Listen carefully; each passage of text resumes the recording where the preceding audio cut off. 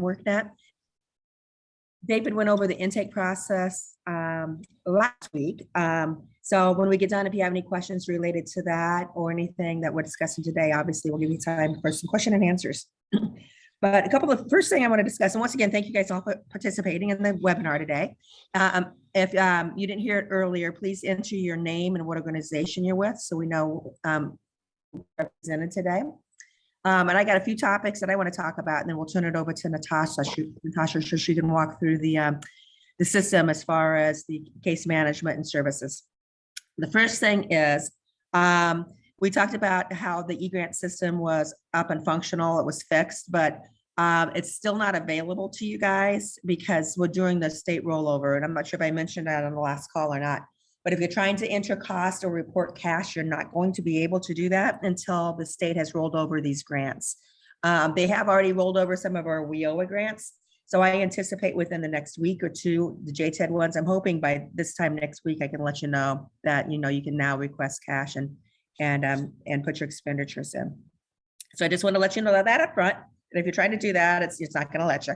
The second thing is, your reports. So if you have not gotten your reports in, you have until tomorrow, that's the due date.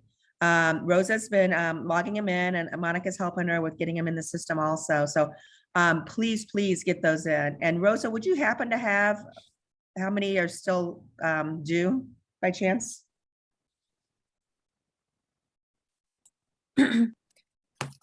Hi. Hello? Yeah, sorry about that.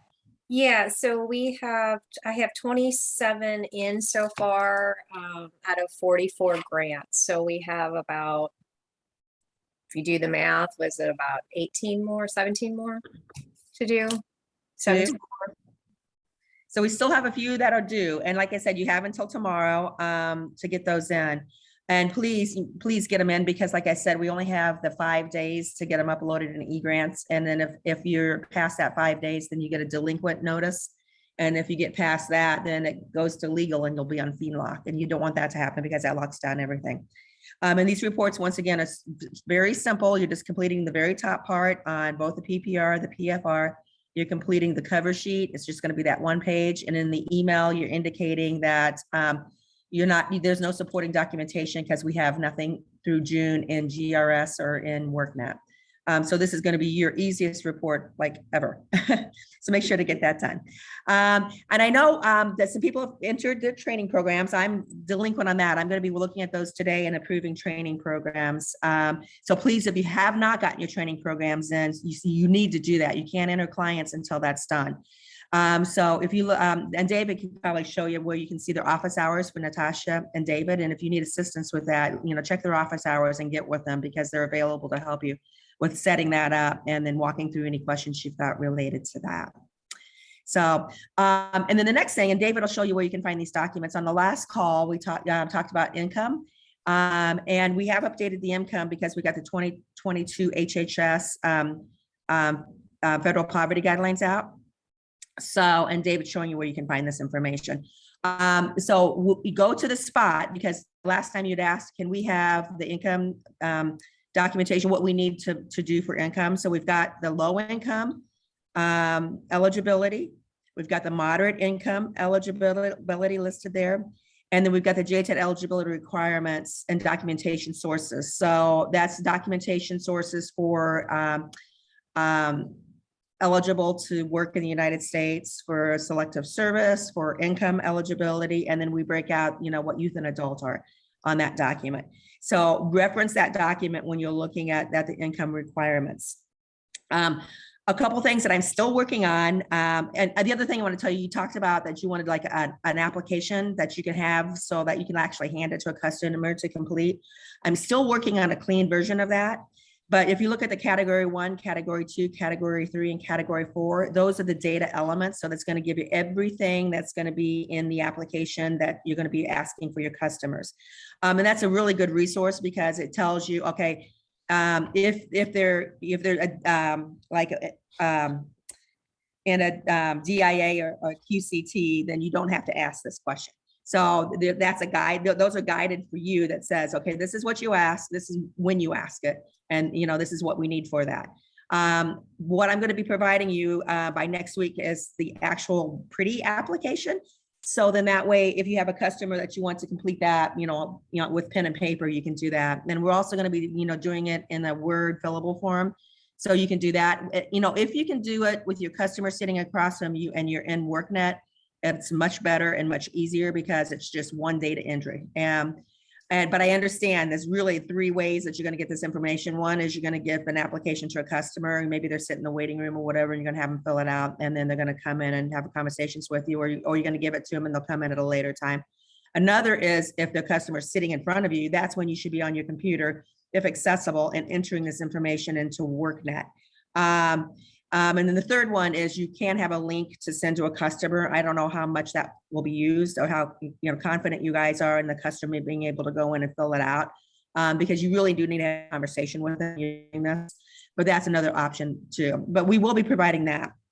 And then the other thing you guys requested, which we're working on, and it's just not for this program, there's other programs that we are going to be doing more of this with, is the self-attestation document. We'll have that available for you next week also. And that is a form of documentation, but you have to have an effort, a valid effort of trying to get the documentation. But that is, once again, the last source or last form if you can't get any income documentation from any other sources.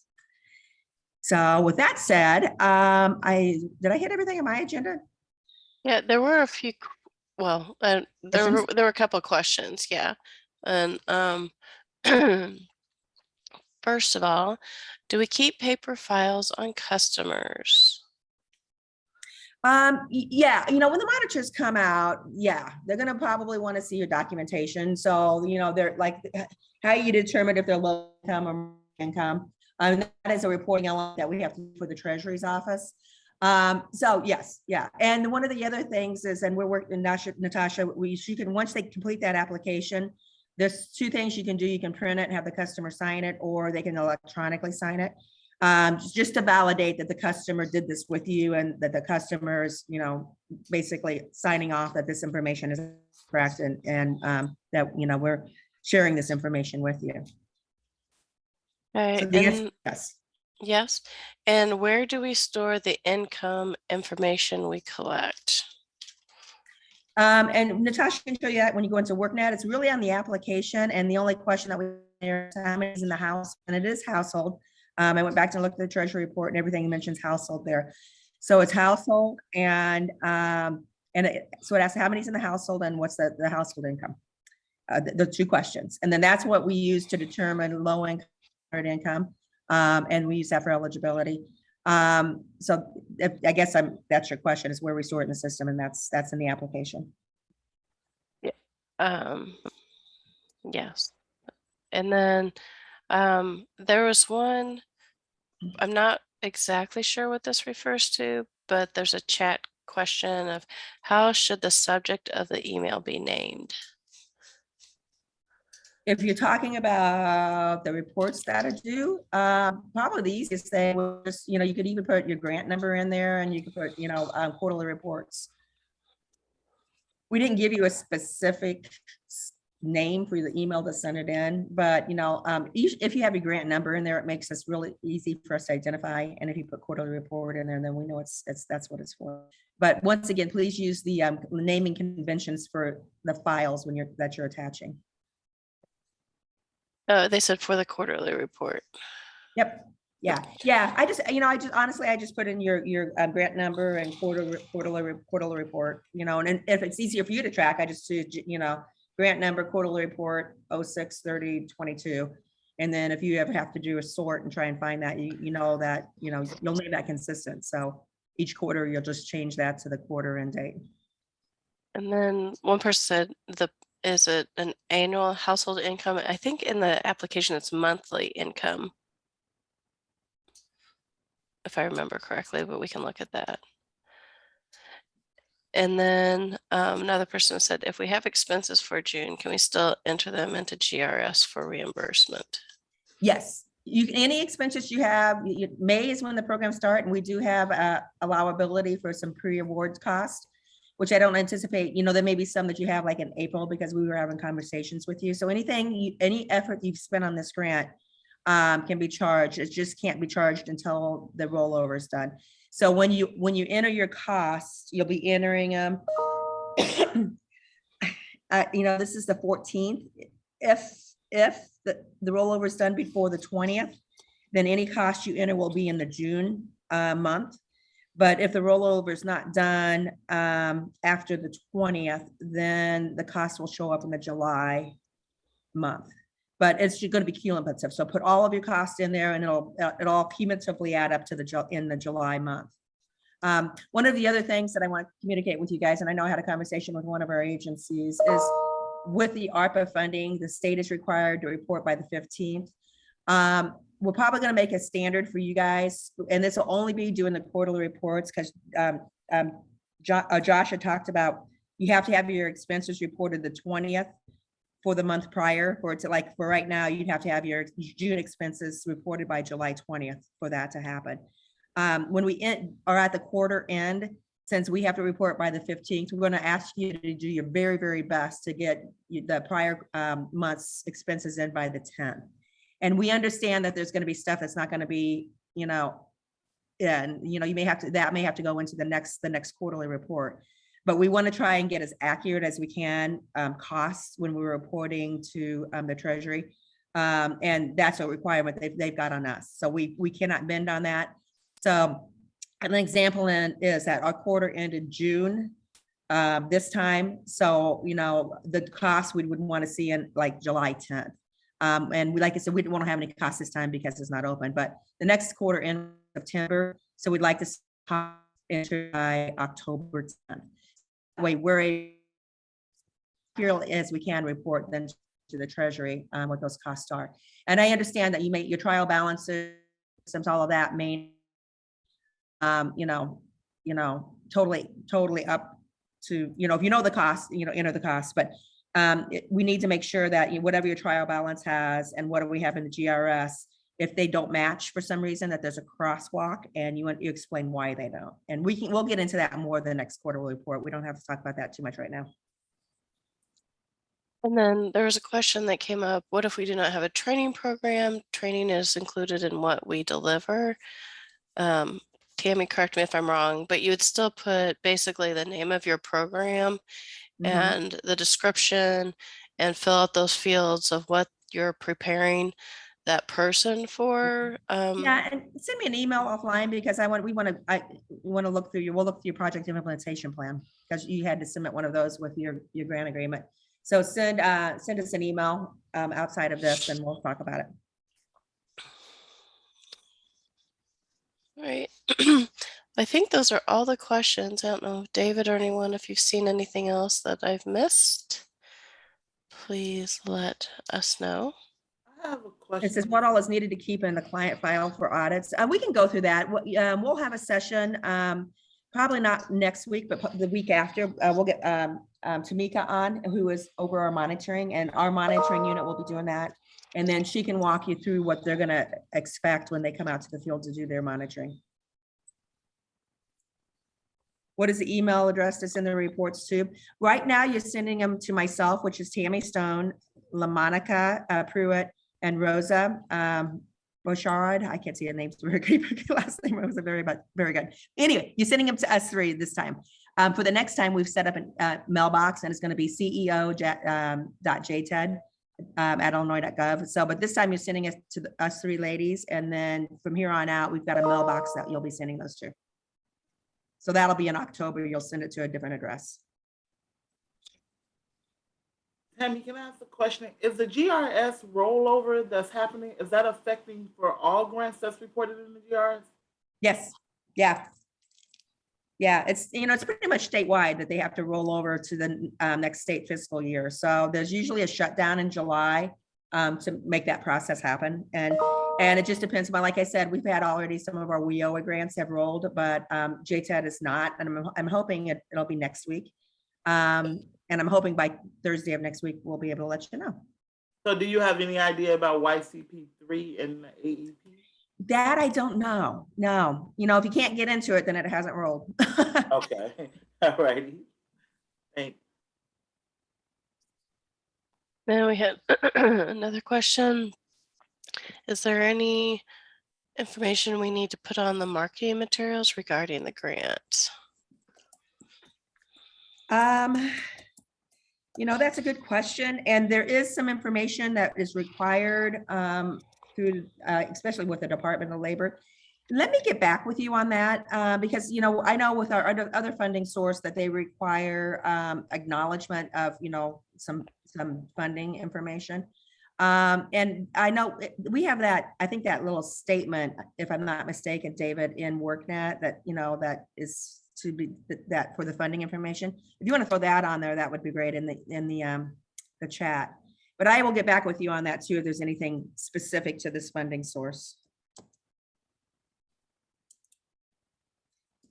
And there's my email. Rosa and Monica, if you don't mind throwing your emails in there, that would be great too.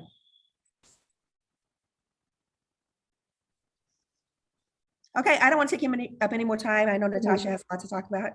And then if you have any questions afterwards, well, we can go through those again. So, Alrighty. I mean, Natasha, it's all yours. All right. Wonderful. Okay, so what we're going to do, let me get my screen share going.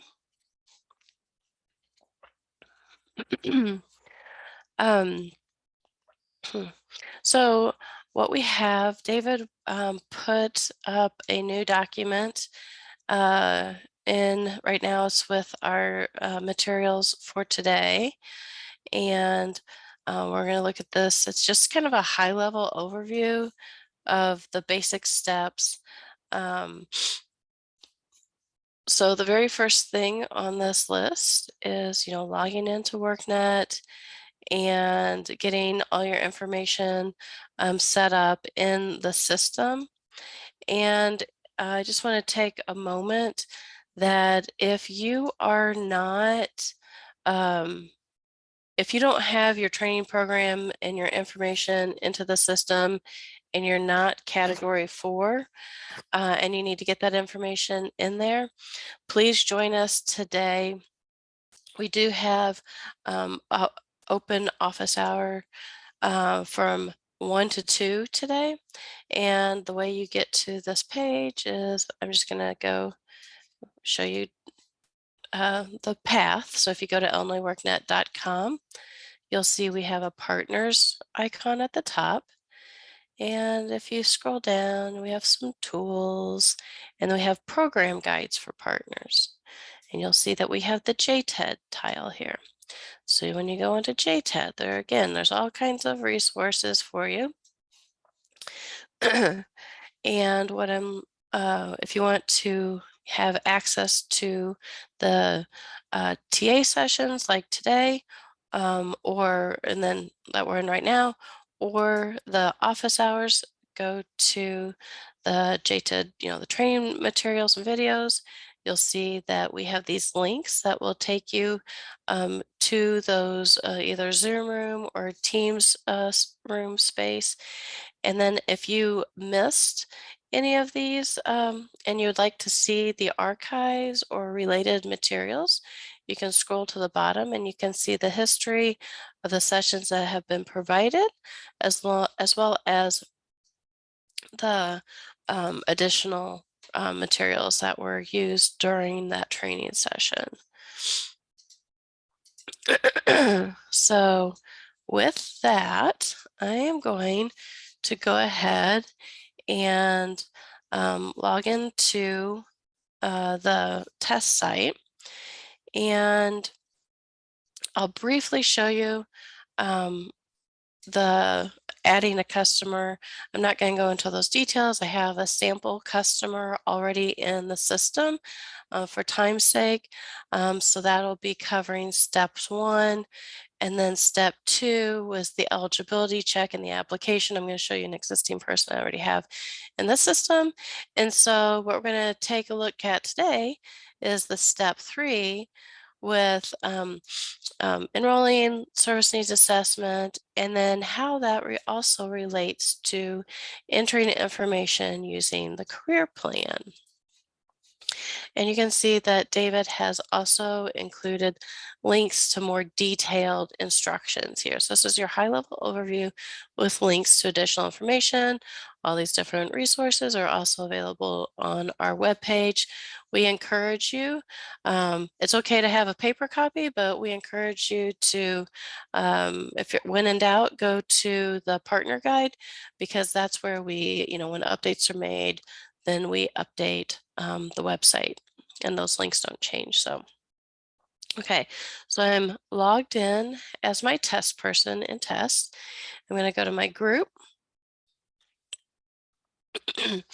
If I have a new person that I'm adding, I'm going to click add customer. I'm going to enter first name, last name, date of birth, email, social number, and zip code.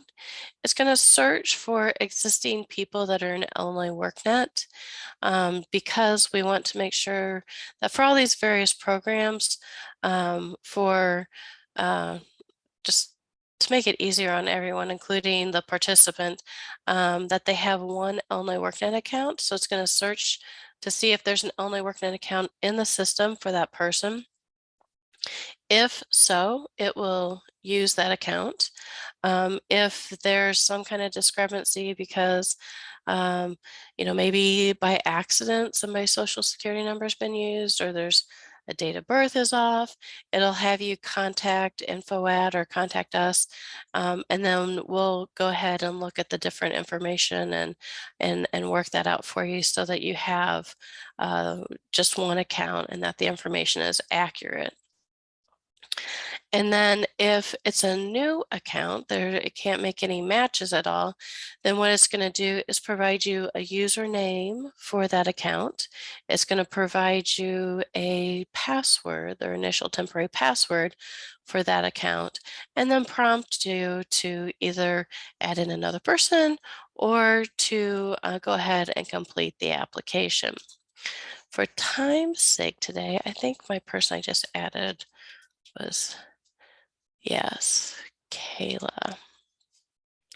So I'm going, and so if you notice, you can start typing and it'll give you options. So you pick that person, and I'm going to go ahead and go to this account. And you'll see the first time whenever I go to this overview page, I just added this person this morning. And so it hasn't had a chance to do its automatic sync. It will sync each night, but anytime you make an update to this person, you can go hit refresh status, and it'll give you the overview page, and then it'll tell you the last time it was updated. So it'll do a quick check for this person. So you can see, my enrollment piece isn't done and it needs attention. So I have, the enrollment status, they're enrolled. I'll go ahead and do this again, even though I have it in here. But when I do the application, let me go back real quick. When the first time I come here, I'll either see a button to complete the application. If I want to view the existing application, I can do that. As I look through all this person's information, and then when I'm done, I can just go back to the intake page. It'll tell me what this person is eligible for based on the information that's entered into the system, as well as it's going to check to make sure that it's only going to show me what the person is eligible for, that also the services I offer. So if I offer category 1, 2, and 3, then I have this person could show up as eligible for possibly, depending on the information that's entered, for 1, 2, or 3. If I only offer category 1, then this is going to show up as they're only eligible for category 1, because me as a service provider, I only offer category 1 and they meet that eligibility requirement. Then you're going to add the enrollment status. Let me just go ahead and add this again. We'll do enrolled. And so they're category 1. And then I select a program. So this is why these are, again, test information, but that's why it's important that we have your training programs entered into the system, because if you're a category 1, 2, or 3, we need to associate you with a training program. So we hit save. You can say I added it twice. And then the next part of this is the service needs assessment. And I promise you, I said it before, but my programmer really is going to calm this blue down a little bit. It's a little overwhelming at the moment, but it will be a little more subtle here. So as you go through here, you can see that we have a needs assessment survey for housing, transportation, dependent care, legal aid, healthcare, other stuff, and other services. Now, as you go through this, and if they need something with housing, you say yes. And I'm going to say, okay, well, you know, maybe they have financial challenges.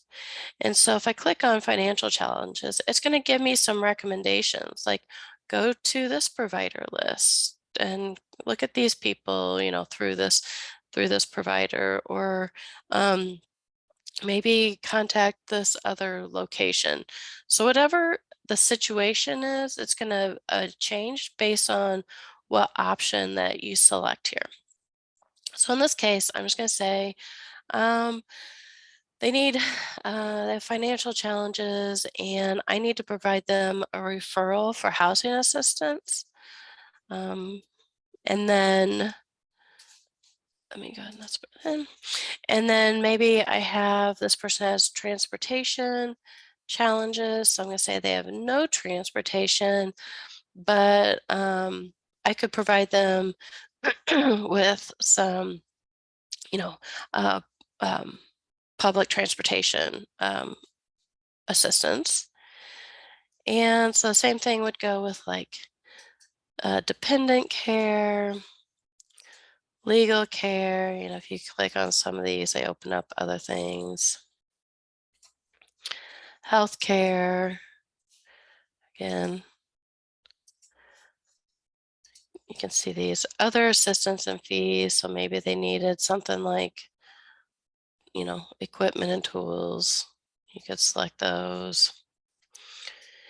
And then some of the other services. So these that are selected down here at the bottom, these came about because of how my participant responded to some of the questions in the application. So in this case, I believe I just put the person in there as having no work experience. And so these are some of the things that, you know, you could say, oh, since you have limited work history, maybe we get you a transitional job training service, or have you complete Employment 101. So those are some of the things. And again, like I said, if you have limited education, then it would make a recommendation to refer to Adult Basic Ed or some other education training services. I could still go ahead and put in some additional information here for special accommodations. So once I submit this, it's going to take me back to my intake page, and then I can see that this service needs assessment, when it was completed. If I look at it and I'm like, oh, I didn't really want this in there. You know, I need to make a change. It tells you when I last saved it. And then, so what's going to happen is if you want to make any changes, this is when you did it. This is like the results. But if you want to make a change, you just hit the big button again. And you're like, oh, well, I want to take off these things for now, and hit submit. And then you can see, you know, if it's a different day, you know, you could, obviously the date would be updated when it was last saved. And then you can see that those changes have been made to the results. Okay. So I did my service needs assessment, and so I want to show you how that impacts the overview page, because maybe that's as far as you got for your time with your customer. I hit refresh status, and you can see that, you know, my enrollment, we're all good there because so far I've completed the information I needed for my enrollment. you can see that because I did my service needs assessment, it says that I need a referral for housing. And then it also says that for some either barrier or reduction or support services, I indicated that this person needs public transportation and some equipment information or supports. So that's great. So if I'm just working down the list, I can either go, I can hit, if I was on the view, I could go straight here to view edit. I'm going to go continue to work down the intake page. We have application, enrollment, needs assessment. The next thing is to make referrals. I can click on the make referrals and it's just simply going to take me to the referrals tab. If I don't need any referrals, I can say, I don't need any referrals. But that's not the case because I said that I did need a referral. So I'm going to click on new referral and you can see this is my customer that I'm talking about. If maybe the first time I come here, I have to enter some new organization because these are the people that may not be accessing only workNet, but they're who you're partnering with. And so they may very well expect a referral from you, you know, during this program. So you put in their information. I'm going to select somebody that I already have in here. Again, this is all made up information. I have a new contact. You can put it in there. This time, I'm going to send it to me. Not really me, but the person at Goodwill. Let's call Natasha. And let's see, I believe I said I needed, if I remember correctly, housing assistance. And we'll just say this person needs rent and maybe, first month's rent, deposit. And so I can indicate which services are needed. Maybe I also needed something for, I think I needed like equipment or technology rental. I can't remember what it was, but we'll just go for housing assistance at the moment. And then I can put text to describe the request for assistance. And so, this again would be like a general type of a statement. The one thing that is going to happen whenever you submit this referral, it's going to say the referral was added. And so with this referral tool, what it allows you to do is to be able to not manage by email or having multiple people, send referrals to different places, but to have like a referral history in the system. And so you can see the status of the referral. So if I'm sending this referral to Goodwill, then they know they'll get an email. And the nice thing about it is it's not just like plain text with all this personal information that's just going over email. It informs the person, it informs Natasha Telger at Goodwill that you have a referral that's been submitted. It'll provide a link. That person goes to that link, and this isn't exactly the view, but this is test, so it goes to a test area. They'll open it up and they'll see what the referral is, and they'll see, this information and the text down here.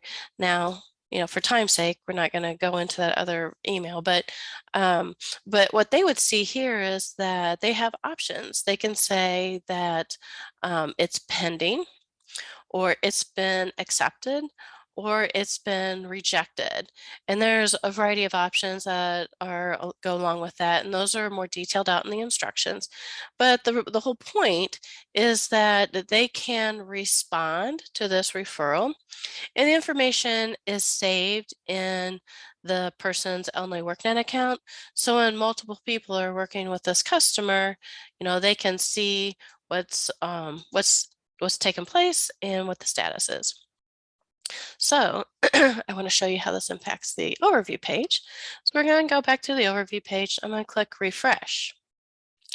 So what you'll see, it still says needs attention, but if this was said it was rejected or accepted, if there's some kind of response, then this would change. Let's say I said, oh, well, I think that I want to also send another referral to this Owens shop. And I'm going to this time send it to David Garvey. And this time I'm going to send it for a phone. And this is my information. And I'm going to submit this referral. Has been submitted.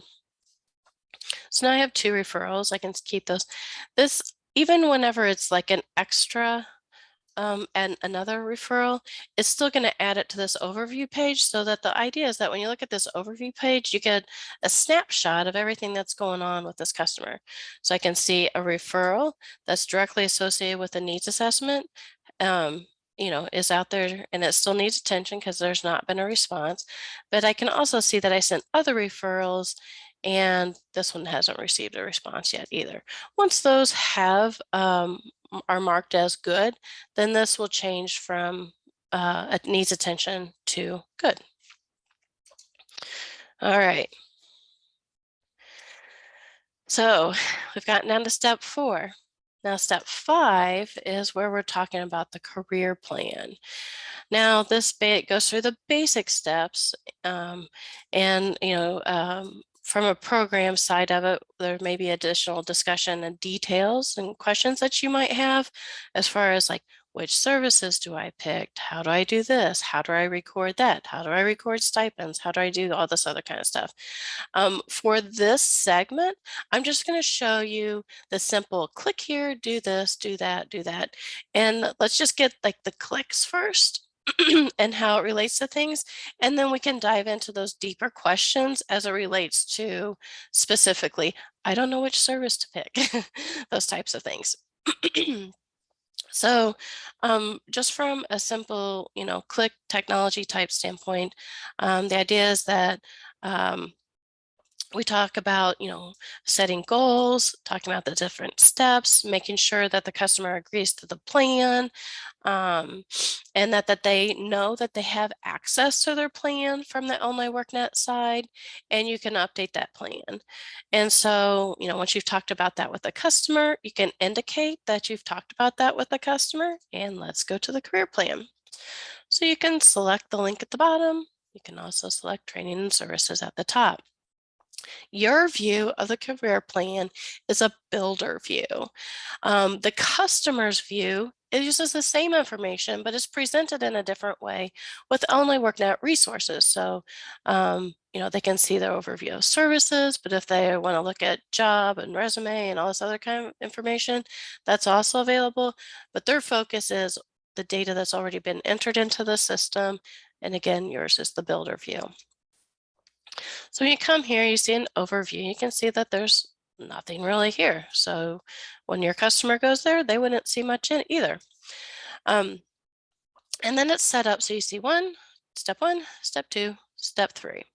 So for step 1, again, your primary focus is going to be, your application and that data, your needs assessment, all that kind of good stuff. And then these other options are just other options that are available in Only WorkNet. These are existing assessments that we already have. You're welcome to use them. We also, if you have your own assessments, or maybe like TABE scores or something like that, you can enter and store that data within Only WorkNet under More Assessments. So maybe if you have basic skills assessment, you can put the information in here, assessment date, whatever it was. I don't know all the different levels, but you can save that information into the system. Or maybe you had a different assessment. Maybe this was on aptitudes. You can say if you like one of these other ones, you can enter it, or you can enter a new information, and it'll collect basic details about that assessment that you're entering in that's new, and then it gives you the opportunity to enter the results of that assessment, and so that you can save those in Only WorkNet. What you should do is take that assessment information. This is a best practice. It's not something that's going to stop you from moving forward in the system. But we do offer this where you have an assessment summary area. So you could choose, readiness, training, employment, you see those. You can pick one, you can put in their strengths, what they can do to improve, what different service providers could do, what their family can do, what other supports are needed. Once you save, I'm just going to put a few things in here, and then I'm going to save this. Once you save those summaries, then they'll be available here so you can add additional summaries over time.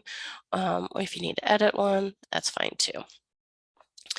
And then the next step is to set a goal statement.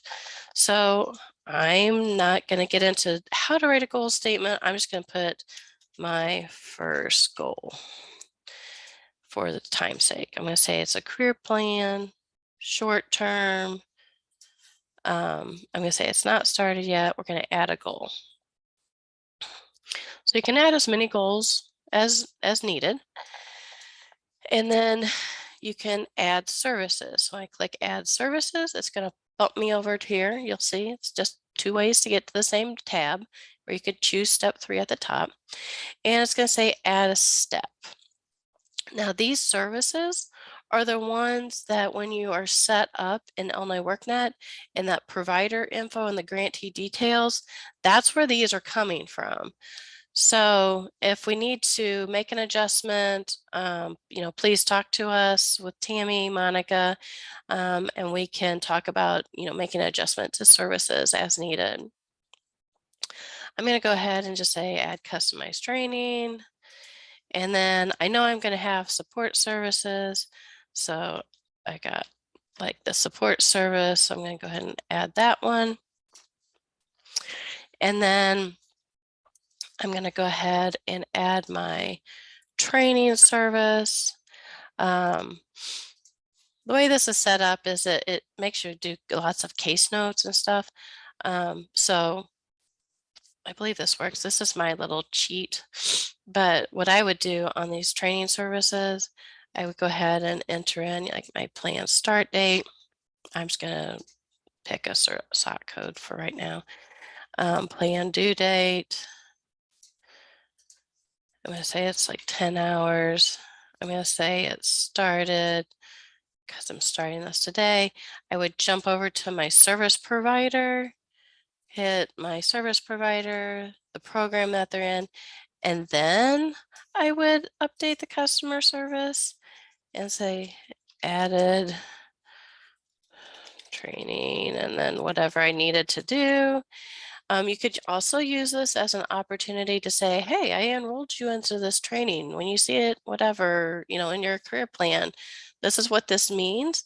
You could use it if you wanted to send an email, use it as a message to send it to the customer. You could do that if you wanted to. If you just want to save it as a case note without emailing the customer, you can do that as well. So you have options.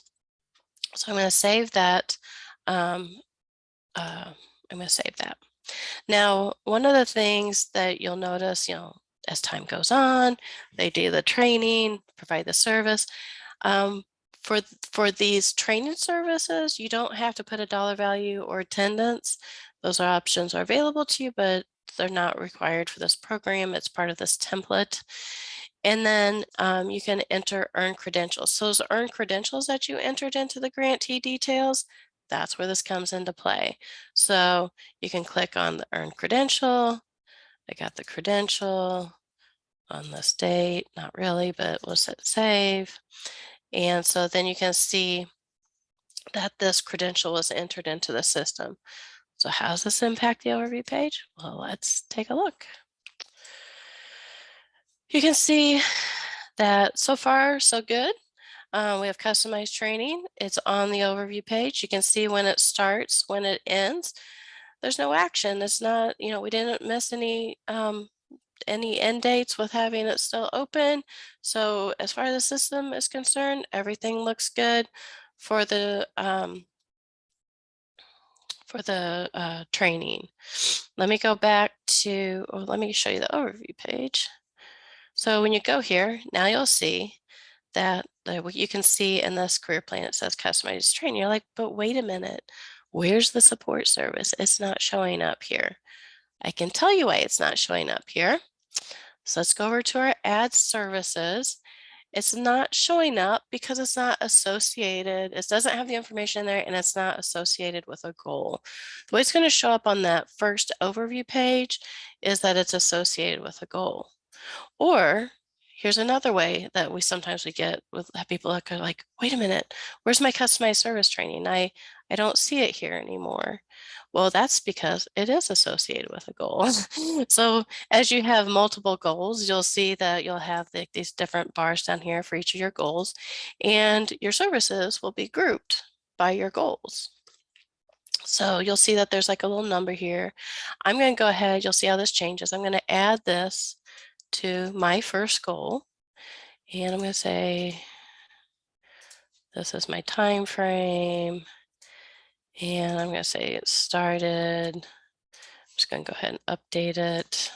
We'll save this. Again, you could use it as an opportunity to email the customer. For this one, what did I say? I think I said I needed transportation. I'm going to go to dollar value of service.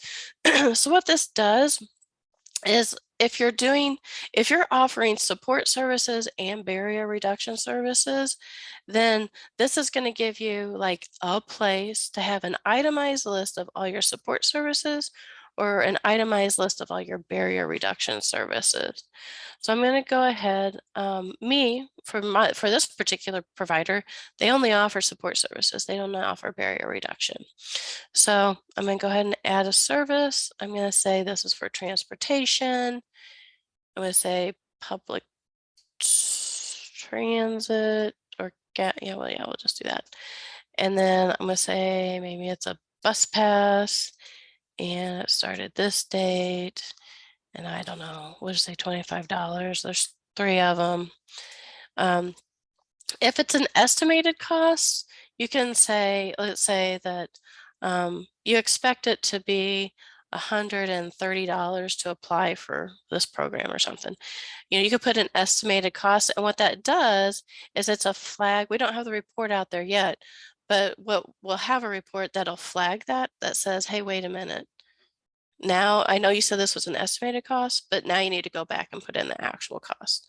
But I already know this was $25 and I offered 3 of them, so I don't have to worry about that right now. I'm going to say that this one was paid by the grant. I'm going to say this isn't a split payment. So for this program, whenever we're talking about a split payment, it's really to identify those particular services that, let's say for transportation, maybe my support service policy says I can only offer up to $75 for support, this type of support service. But I'm going to use barrier reduction for the next 100 that's required. So if it was something that's going to be like public transportation or transportation costs that's going to be used for barrier reduction and support, then I could say, yes, this is going to be split. So I know this is not the entire total cost, it's split between those 2 types of services.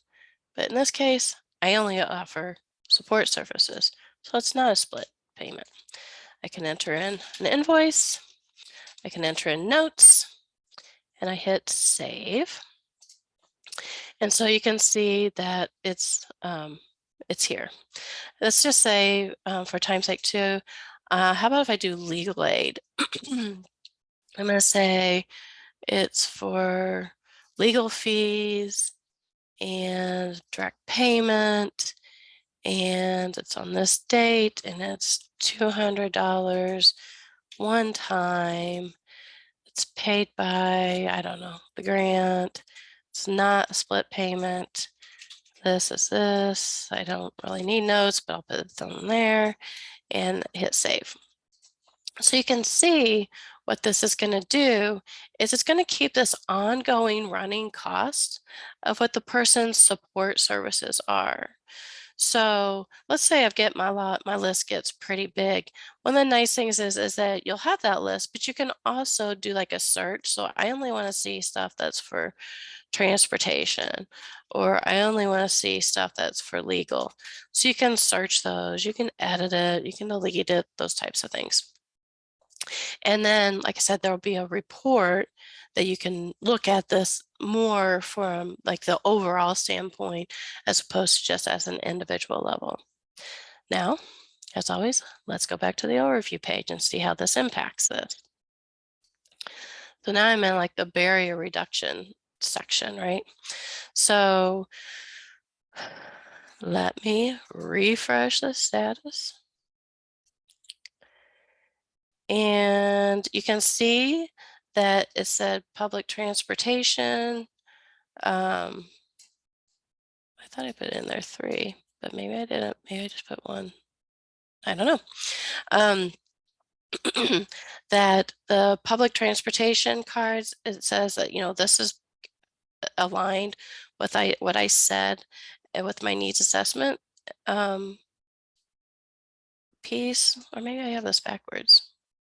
Or maybe I just need it. I'll double check this with our programmer because it seems a little backwards here for me. I think this needs assessment thing needs to be put up here at the top. It's in the wrong location, so I apologize for that. But the needs assessment, really this line should be up here and vice versa. So it's saying that on the needs assessment, I said needs public transportation equipment and tools, and it's highlighting the fact that I have this and I still need to say that I need equipment and tools. And then the other additional service support that I'm offering is legal fees. And so you can see that here, and you can see the ongoing running total that's available. So I will get those 2 headings flip-flopped. I'll make a note for our programmer to update those. And let's see here. And so that's the just real high level overview of using the career plan. Again, to recap, it uses a builder method, review assessment, set goals, add steps, simply click, add, enter the required information. And then the information that you add in here as it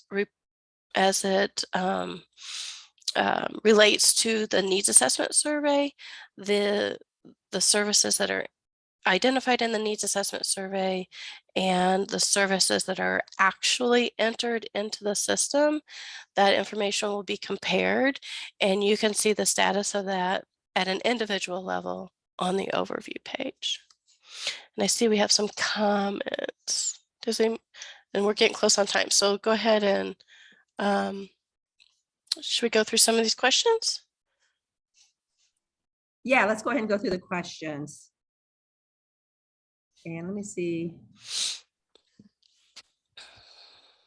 Okay. For mental health referrals, would that be under other? I think we have let me look here. I think, hold on, let me grab somebody here, search, yeah, grab this person. I think we have a health, what'd you say under health? Under other, I think it's under, yeah, other health, nutrition, maybe, or healthcare. Mental health, we have mental health under healthcare.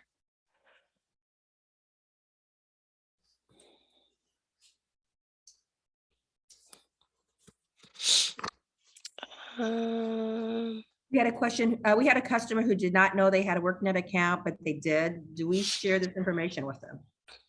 Yeah. Because the other thing, okay, so let's say you have a customer didn't know they had a workNet account because they may have already had one entered through IWDS, and so IWDS and only workNet sync, and so they should know they have a workNet account, but that's not always the case. So if that happens, what it's going to do, it's going to give you a username and it's probably not going to give you the password. It's going to, I don't know what the wording is going to say, but it's not going to give you a password because it's not a new account. But what you can do, so and also when you add them to the system, you're going to see their username. So this is the username that they would log into their Illinois WorkNet account with. And then you can click reset password. And so, you would type in the password, confirm the password. And so obviously you would give them that password. And then once they log into their Illinois WorkNet account using that username and that password, then it will prompt them to reset their password to something that's meaningful to them. So good point, good question. Comment. We had another question. It says, where does the customer sign the agreement? Okay. Okay, so there's two things. One, this just came up the other day, so we're going to make an update to the application. So we're going to add a button here that allows you to print this application with signature lines. And then we're also going to add a button here that allows you to have the person sign electronically. So it'd be basically putting in the person's username and password, and that they agree that the information is correct that's been put into the system. The other area I believe that you're talking about is signing. I don't know if this is the part that you're talking about, signing the agreement. We have a couple things. So let's say that this person, you've gone through and you've put in all the different services. So you can see that they have the different services. Says, I agree, I participate in the development of my career plan. I'm committed to following this plan and completing the steps listed above. Then you can sign that, like print it out, sign it, and you could upload it. And I forgot to show you the upload, but I'll show you that in a minute. So that's one option. The other thing, and so if you use that option, you can say customer agreement uploaded or on file. So that's the option. You can save that request. You could also send an electronic request for the customer to sign the agreement. And if they use that option, let's see, let me go to Only WorkNet, and let me log into my account really quick. Where that's going to show up is they're going to get a message, and I have no idea what's in my messages right now. It'll tell them, they'll get a message that says, a request has been made for you to sign this agreement. And so it would come into their messages. So you can do it. There's a couple different ways. If you are going to have them sign the career plan. But that leads me to the other thing is, so let's just say you went and you had them print it out, sign it, scan it back in, and now you want to upload it. And there's a section here for uploads. And I'm getting confused where I am, but you hit upload file. You can select maybe it's like a plan. And this, I think earlier we talked about like the eligibility documents. If you want to upload any of those, you're welcome to do that. You just basically identify the category, browse your computer to where it is, put a description and hit upload. And then you'll have, file name, description, the category. So if it's eligibility or if it's a plan, who uploaded it, when it was uploaded. And I think the file name is the link to the actual document. So you could actually have quite a few of these documents here. Again, we have the search feature. If you uploaded the wrong document, uploaded Natasha's to Kayla's, I just click remove and it would remove it from that person's information. Do we have a question? We need to have an assessment for each customer. And I can answer, just depend, yeah, it depends on the customer. If you have somebody that is, you're working with that is underemployed and they have a high skill level, you may not necessarily need an assessment, or maybe you're doing a manufacturing and the manufacturing, your employer has an assessment that they want them to complete. So it could be an employer assessment. It doesn't have to be any, everything that's in the system. So if your employer is requiring an assessment, that would be something that you could include in this also. But I would say not every customer has to have an assessment, but it's a very, very good idea to assess your customers. So you're making sure that you're addressing their needs and what their desires are. If you go to the needs assessment survey, it's going to default to no on all of these. And so just if they don't need anything, just go to this thing and hit submit as no. And then it documents it in the system that it was done as opposed to overlooked. Because if you don't have a needs assessment survey assessment, I'm pretty sure that I can't remember. I think it's on the overview page on the intake section. It might tell you that you still need attention. So seriously, hit enroll. If they don't need anything, go here, just hit submit. You don't even have to go through anything if you're not going to do it, but at least you've deliberately made an action to indicate that this person does not need a needs assessment, as opposed to it was overlooked. Yes, yeah, and you definitely need to do that. But like, you don't have to TABE test everybody No, yeah. yeah. And so, any of like the education or skills, it's strictly customer driven as far as what assessments they're going to need. And based upon your program. So if you have, if your manufacturer requires specific assessments, then, you need to do that. Okay, where are we getting the invoice number for supported services? And one of the things, I know we're running out of time, so I don't want to keep you guys too much longer, but and we can show you this on the next call. There is a document, like an invoice document that we have also, but you'll be getting that from your financial office. And our monitor then can pull this information out of here. And when they come and monitor you, then they can verify that through their your financial records.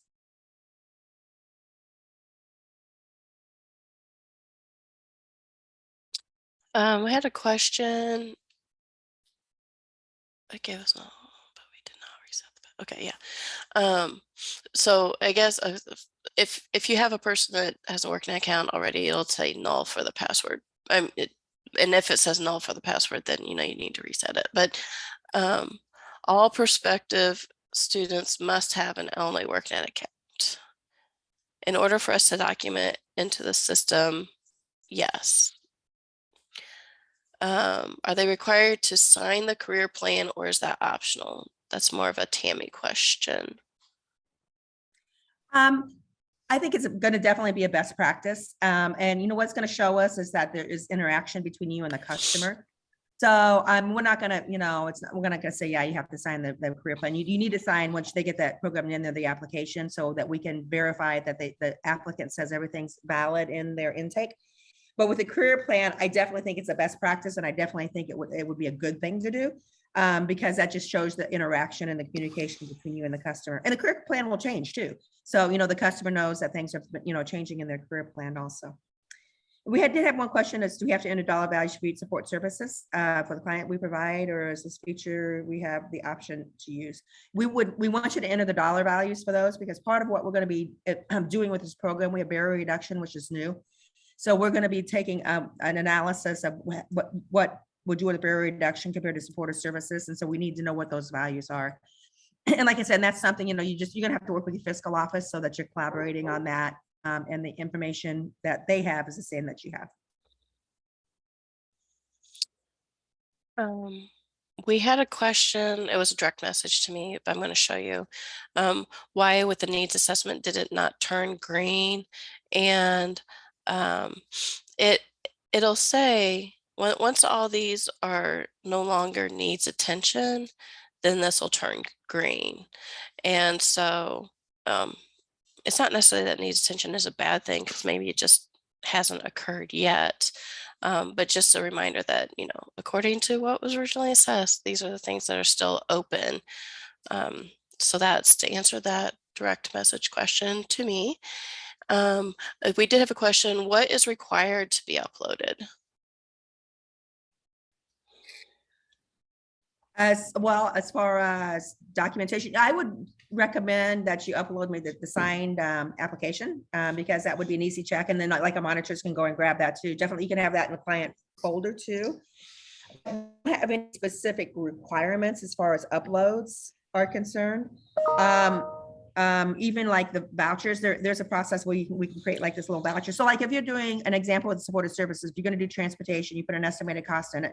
I mean, that could be something that you'd share with your fiscal office to say, okay, this is our estimated cost. And then once you know the final cost, then you can update that. We're not going to require you to put any invoices or vouchers or anything like that in as uploads, because when we do our monitoring, they will monitor those on site.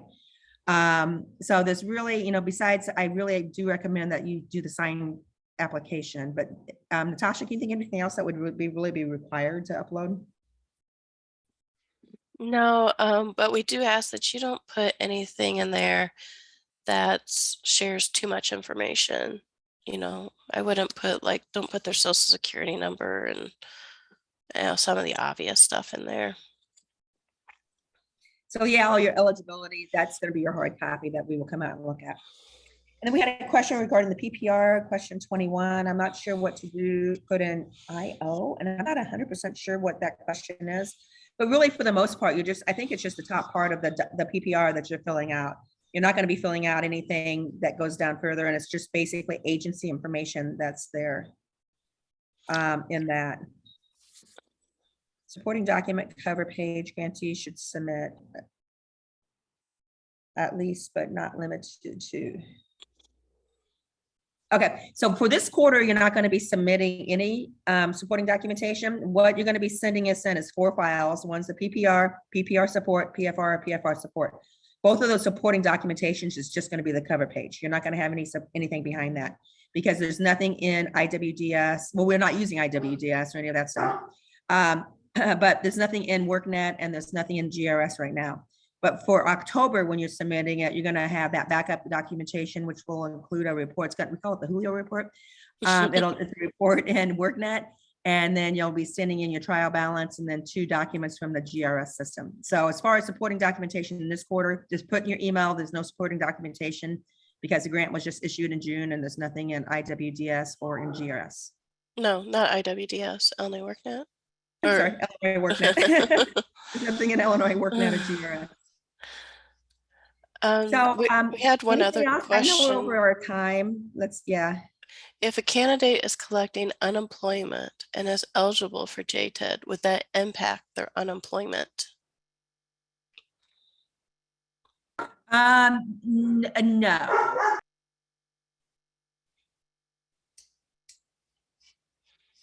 Okay. All right. So we are doing 2 separate files for the 2 programs. Okay. You're going to need something for each of the programs. I mean, obviously to monitor. I mean, if you keep it in one file and it's accessible to both programs, that's probably okay. But there may be more requirements. I'm not sure which other federal court program is. There may be additional requirements for either that program or ours. So you just need to make sure that you have files to address the needs for both programs. Yep. And one of the things that we've done in the past is did like little file organizers for your hard files. So we can look into that and identifying kind of like the checklist and how to organize those. If you don't like that, that's something that we can update or put together for this program as well.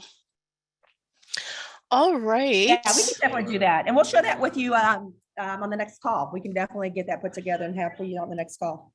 Okay, great.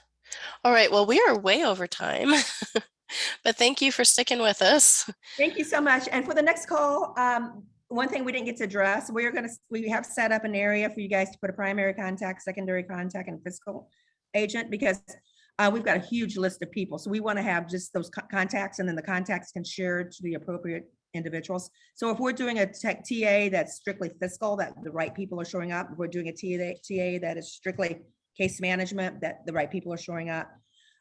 So we'll go through that next week.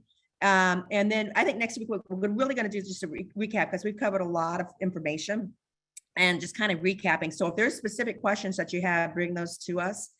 And then we're also going to talk about how we can kind of separate out our grantees, because like I said before, the people that have barrier reduction only, that do not need to be on all of these calls that we're doing. So we're going to start breaking you guys out into groups that are specific to the programs that you're running. With that said, everybody have a great Hey, day. I know there's some more PPR questions.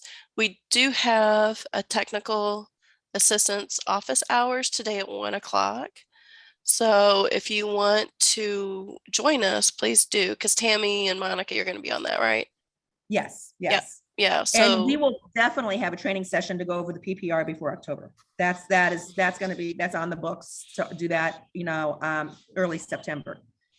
So because it's going to be requiring, more supporting documentation. So yes, we'll go over that again. all right. Well, thank you, everyone. Have a great day and have a great weekend.